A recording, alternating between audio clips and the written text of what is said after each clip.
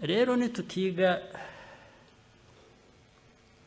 iryo somo ubundi ryoroshye kumva ndetse rihereye no ku mateka yacu.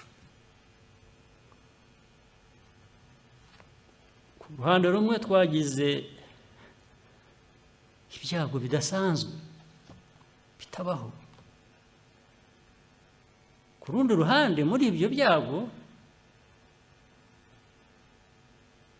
byabaye ntibikwiriye kudupfira ubusa, dukwiriye kubivanamo isomo, isomo ritwubaka, ryubaka abariho ariko cyane cyane abazaza ejo. Bigatuma rero tumenya gutandukanya inyungu z'umuntu ku giti cye, z'umuryango umwe,